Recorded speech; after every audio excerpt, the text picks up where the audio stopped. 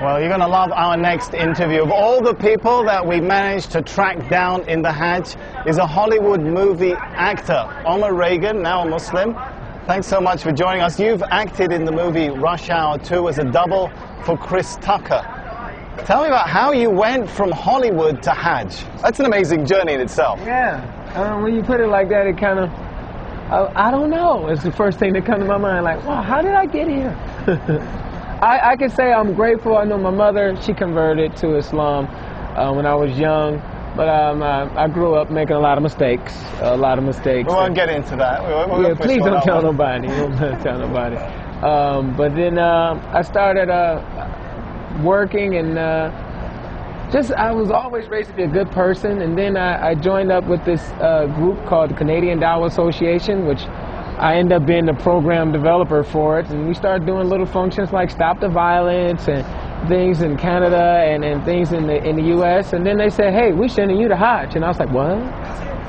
And I didn't feel like I was ready, so I started trying to study, and I came last year. All right, now, as I mentioned, you've doubled for Chris Tucker. You know what I'm going to ask you? I've got to ask you, what would Chris Tucker say if he was on Hajj? He'd probably say something like, hey man, it's a lot of people and they pushing me. No, they can't say. It's all for Allah, man. All for Allah. It's only one God.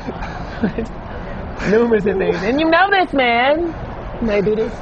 I got new life. How do Hollywood? You're still working in Hollywood, so yeah. It's quite an interesting balancing act. Do Hollywood and Hajj really go together? You can maintain those two roles. Hollywood and Hajj. Yeah, that's controversy right there. That is controversy. It's like, when you hear it. But, is that Bernie Mac now? Or what is that? Hollywood and Hajj.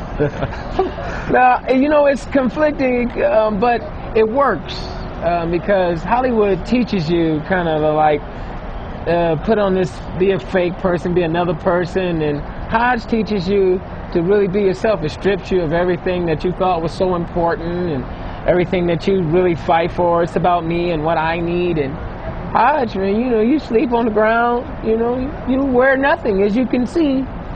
No, we don't want to really show you wearing nothing. He is dressed, by the way. That is true. That is true. But you stripped of all those worldly possessions, you know, and you kind of, everybody's on the same level, no matter how much money you have, we're the same. So I can take that back to the U.S. with me, you know. Be a nice person, be a good person. What Islam really teaches is have good character and good manners. Tell me, Omar, does it hurt your Hollywood profile, your Hollywood career, that you have such a high profile as a Muslim? As you mentioned, you're in Hajj, you're talking to us on TV, you're part of the Canadian Dawah Association. I don't know. That's a good question. I'm going to find out when I go back home. Well, if you need a job, I'll talk to my boss. Yeah, do that, because you asked, they'll be like, you was on Al Jazeera? What? I'm like, they love us. It's been good talking to you, Omar Reagan. It's been good talking to you too. I'm going to let you get back to the other rush hour. This is more like rush hour 10. It took us about 3 hours and 15 minutes to get you out here. I don't want to even think about how long it's going to take to get you back. Yeah, what is the opposite of rush hour? Slow motion over here, boy. You can't go nowhere. It's just too many people. They in mountains and everything. It's beautiful though. It is beautiful.